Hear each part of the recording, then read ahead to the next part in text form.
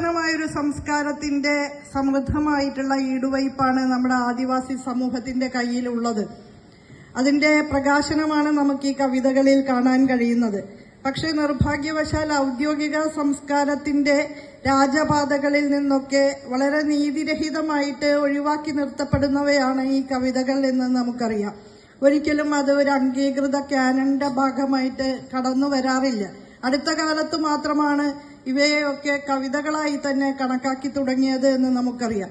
അപ്പോൾ ഔദ്യോഗിക സംസ്കാരത്തിന്റെയും സമൂഹത്തിന്റെയും ഒക്കെ ആ പ്രധാനപ്പെട്ട കേന്ദ്രങ്ങളിൽ നിന്ന് ഒഴിവാക്കി നിർത്തുന്ന പ്രകൃതിയുമായി ഇണങ്ങി നിൽക്കുമ്പോൾ തന്നെ എല്ലാവിധത്തിലും സമൂഹത്തിന്റെ അംഗീകാരങ്ങളിൽ നിന്ന് ഭ്രഷ്ടരായി നിൽക്കുന്ന നമ്മുടെ പ്രിയപ്പെട്ട ആദിവാസി കവികൾ അവരുടെ അപ്പനപ്പൂപ്പന്മാർ, അമ്മൂമ്മമാർ, അമ്മമാർ കൈമാറ്റം ചെയ്ത ആ ആശയങ്ങളെ ഏറ്റെടുത്തുകൊണ്ട് പ്രകാശിപ്പിക്കുന്ന ഈ വേളയിൽ അത്യധിക സന്തോഷത്തോടെ ആ കവികളെ ഏവരെയും ഞാൻ അഭിനന്ദിക്കുകയാണ്.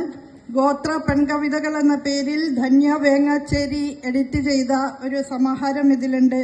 മൈലരസു എന്ന പേരിൽ ലിജിന കടുമേനി എഴുതിയ പുസ്തകമുണ്ട്. ദാമോദരൻ തേവൻ രചിച്ച മീനൊളിയാൻ എന്ന പുസ്തകം ഇതിലുണ്ട്. തങ്കച്ചൻ തേവൻ എഴുതിയ തെന്നാരി എന്ന പുസ്തകം ഇവിടെയുണ്ട്. രതീഷ് ഗോപി എഴുതിയ പറത് തീരത്ത് എന്ന പുസ്തകം ഇതിലുണ്ട്. ഗംഗാധരൻ പണിയൂരാളി എന്ന കവി രചിച്ച ആദിമ ഇതിലുണ്ട്. മണികണ്ഠൻ അട്ടപ്പാടി രചിച്ച പച്ച ഞരമ്പുകൾ ഇതിലുണ്ട്.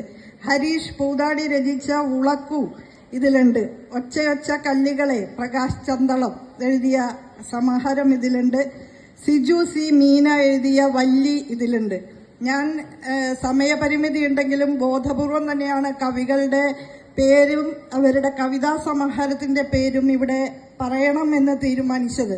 ചരിത്രത്തിൽ ചില എഴുതി ചേർക്കലുകൾ വളരെ അനിവാര്യമായും അടിയന്തരമായും ഏറ്റെടുക്കേണ്ടതുണ്ട് എന്നുള്ളത് കൊണ്ടാണ്. ഒരിക്കലും ഒഴിവാക്കി നിർത്താനാവാത്ത വിധത്തിൽ ഈ പേരുകൾ തിളക്കമാർന്ന നിലയിൽ നമ്മുടെ സാഹിത്യ ചരിത്രത്തിൽ എന്നേക്കുമായി ആലേഖനം ചെയ്യപ്പെടട്ടെ എന്ന് ആത്മാർത്ഥമായിട്ട് ഞാൻ ആശംസിക്കുകയാണ്. ഈ കവിതകളിലെല്ലാം പ്രകൃതിയും മനുഷ്യരും തമ്മിലുള്ള ഊഷ്മളമായ ബന്ധത്തിന്റെ ചിത്രങ്ങൾ നമുക്ക് കാണാൻ കഴിയും. അതുപോലെ ആദിവാസി സമൂഹത്തിന്റെ അധ്വാനമായി ബന്ധപ്പെട്ടും ചെറുത്തുനിൽപ്പുകളുമായി ബന്ധപ്പെട്ടും അധികാര വ്യവസ്ഥയിൽ അരികുകളിലേക്ക് പാഞ്ഞു നിൽക്കേണ്ടുന്നതായിട്ടുള്ള പ്രയാസങ്ങളെക്കുറിച്ചുമൊക്കെ ഈ കവിതകൾ വ്യത്യസ്തങ്ങളായ ശൈലിയിലൂടെ വരച്ചിടുന്നുണ്ട്. അതുപോലെ തനത് ഭാഷ, മനോഹരമായ രീതിയിൽ ആദിവാസികളുടെ തനതു ഭാഷ, വായിൽ നിന്ന് വായിലേക്ക് പകരപ്പെട്ട ആ ഭാഷ നമുക്കിതിൽ കാണാൻ പറ്റും. ചിലതിൽ ആ ഭാഷയും മലയാള ഭാഷ എന്ന് വിളിക്കപ്പെടുന്ന ഔദ്യോഗിക ഭാഷയും സമ്മിശ്രമായ രീതിയിൽ നമുക്ക് കാണപ്പെടുന്നു.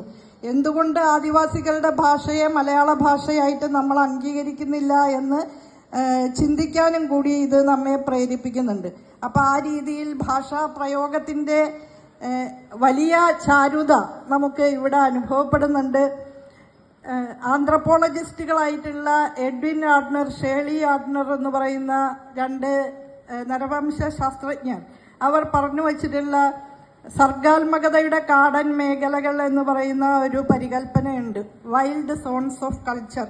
അതിൽ പറയുന്നത് ഈ ഔദ്യോഗിക സംസ്കാരത്തിന്റെ അതിരുകൾക്ക് പുറത്തേക്ക് നീക്കി നിർത്തപ്പെട്ടവരുടെ സംസ്കാരത്തിന്റെ തെളിമയും അതിന്റെ വന്യതയും അതിന്റെ സങ്കീർണതകളുമൊക്കെ വായിച്ചെടുക്കാൻ പലപ്പോഴും ഔദ്യോഗിക സംസ്കാരത്തിന്റെ വക്താക്കളായി നിൽക്കുന്നവർ ദയനീയമായി പരാജയപ്പെടുന്നു എന്നുള്ളതാണ്.